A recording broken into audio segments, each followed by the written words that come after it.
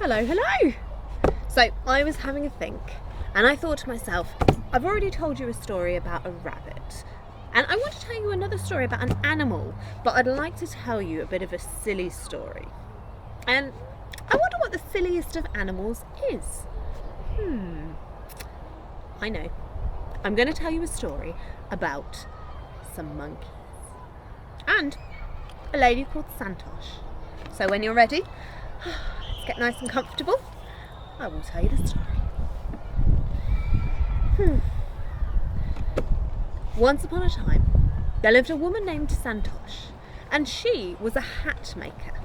She would make all sorts of hats. She would make top hats, she would make bowler hats, she would make cowboy hats, she'd make fezzes, she would have hats with wide brims, hats with big flowers on, sometimes even woolly hats.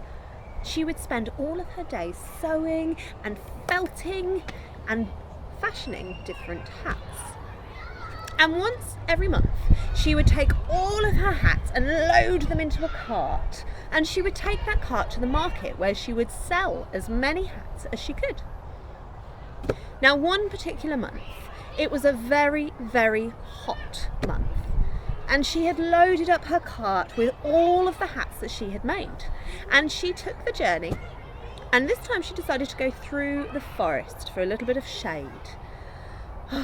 But she got halfway there and was so hot and was so tired that she decided to stop and have a rest.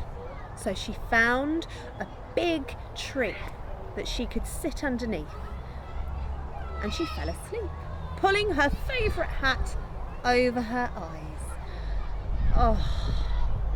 And she had a very good nap. But when she woke up, as she looked around her, she realised that all of her hats had gone. And she looked left and right and down on the ground and, oh my goodness, she said, oh no, I've spent ages making all of those hats. I need the money to buy more equipment to make more hats. But as she listened, she began to hear the distinct sound of rustling.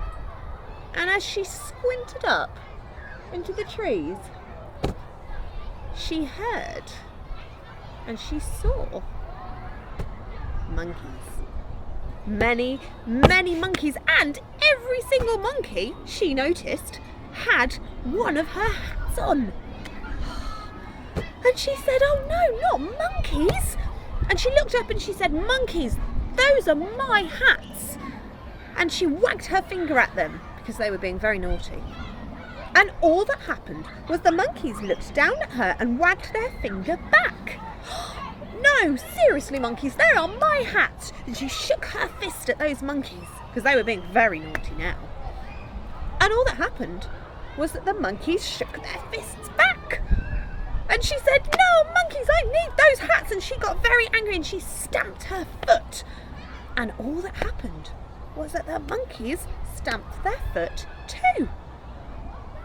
And then she had an idea. Aha, I know what to do. And she looked up at the monkeys and she said, I am so angry with you monkeys. And she took off the hat, her favourite hat, from her head and she threw it onto the ground. And as she did it, all of the monkeys took off the hats on their head and threw them down to the ground. And she quickly collected them all up and put them back in her cart, and off she went to the market. Phew! And she made her money and she sold her hats, and they were only a little bit dusty. Goodness. Now that made a very good story, and Santosh, she told it many times. And the years went by and she continued to make hats, and she taught her son, who was very young at the time of the monkey incident, she taught him as he got older also to make hats. And years and years and years went by, and eventually her son, he was the one who would take the hats that had been made by him and his mother to the market. Now, one particular month, it was a very hot month, and Santosh's son had piled high the cart that was ready to go to the market, and he thought, okay, I'm going to take a shortcut through the forest because of the shade. but he got halfway there and realised he was so very hot that he needed a break. So he found a very tall tree to sit under. He pulled his favourite hat, which was green, over his head, and he had a nap at the base of a tree. It was a good nap. But when he awoke, he realised that all the hats had gone. But then he remembered all the stories that his mother had told him when he was younger, and one particular story stuck in his mind, and he thought, I know what's happening here. And he looked up, and there, above his head, were many, many monkeys, all with a hat on their head, and he thought, yep, I know what to do. And he thought he'd have a bit of fun. So he waved his hands around, making a silly dance, and all the monkeys copied him, waving their hands around, doing a silly dance. And he thought, oh yes, let's do some more dancing. And the monkeys copied him, and it was all very, very funny until he had finally had enough, and he thought to himself, okay, let's end this, I need to go. So he took his hat off his head and threw it to the ground, and nothing happened. Come on, monkeys, you're supposed to copy me. He picked his hat up, stuck it on his head, and did it again. Threw it to the ground. And nothing happened. And he thought to himself, well, this is very strange. And after a while, a big grey monkey climbed down and stood right next to Santosh's son, looked him in the eyes and said, you are the hat maker's son.